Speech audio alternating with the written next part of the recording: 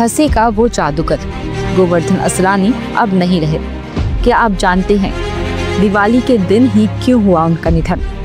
बॉलीवुड के दिग्गज एक्टर और कॉमेडी किंग गोवर्धन असरानी का निधन हो गया है। ये दुखद घटना दिवाली के दिन यानी कि सोमवार 20 अक्टूबर को हुई। 84 साल की उम्र में वे परिवार और तमाम फैंस को रुलाकर हमेशा के लिए इस दुनिया को अलविदा कह गए। उनका पूरा नाम था श्री गोवर्धन असरानी। वे कई दिनों से मुंबई के आरोग्य निधि अस्पताल में भर्ती थे और उनका इलाज चल रहा था। एक्टर फेफड़ों की गंभीर समस्या से जूझ रहे थे। कुछ रिपोर्ट्स के अनुसार उनके फेफड़ों में पानी भर गया था। वे पिछले 5 दिनों से अस्पताल में डॉक्टर्स की निगरानी में थे। उनके निधन की पुष्टि उनके मैनेजर बाबू भैया थीवा ने की, जिन्होंने बताया कि उनकी तबीयत कई दिनों से खराब चल रही थी। साथ ही में असरानी की इच्छा थी कि उनके निधन को निजी रखा जाए, इसलिए उनका अंतिम संस्कार दिवाली की शाम को ही चुपचाप सांता क्रूज शमशान घाट पर कर दिया गया।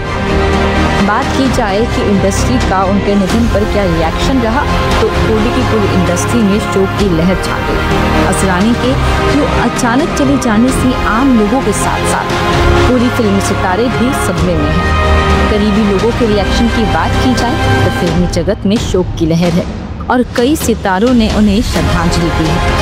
बात की जाए असरानी की लेगेसी की, तो उन्होंने अपने शानदार करियर में सैकड़ों फिल्मों में काम किया और कॉमेडी को एक नई पहचान दी। उनकी पहचान कॉमेडी और हास्य अभिनय के लिए सबसे ज्यादा थी, जिससे वे दशकों तक दर्शकों के चेहरे पर मुस्कान लाते रहे। फिल्म शोले में उनका निभाया गया अंग्रेजों के जमाने के जेलर का किरदार आज भी कल्ट क्लासिक है।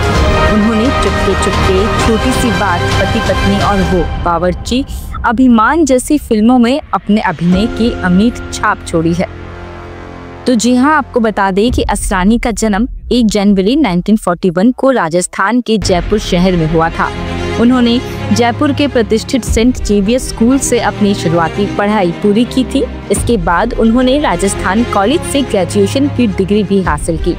साल 1967 में उन्होंने फिल्म खड़े कांच की चूड़ियों से सिनेमा की दुनिया में अपना पहला कदम रखा।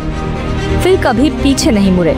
इस फिल्म के बाद उन्होंने कभी पीछे मुड़कर नहीं देखा और लगातार कामयाबी की सीढ़ियां चढ़ते रहे। उनकी पत्नी मंजू असरानी भी एक एक्ट्रेस थी, जिन्होंने 70 और 80 के दशक में कई हिंदी फिल्मों में काम किया। असरानी जी ने निधन से कुछ ही घंटे पहले अपने सोशल मीडिया अकाउंट से फैंस को दिवाली की शुभकामनाएं दी थी। गोवर्धन असरानी अपनी बेमिसाल कॉमेडी और यादगार किरदारों की वजह से हमेशा दर्शकों के दिलों में अमर रहेंगे। भारतीय सिनेमा के एक सुनहरे अध्याय का अंत असरानी जी। आपकी हंसी हमेशा गूंजती रहेगी। ओम शांति। आज के लिए इतना ही। ऐसी ही और खबरों के लिए देखते रहे GMT गाइड मेमो टॉक। धन्यवाद।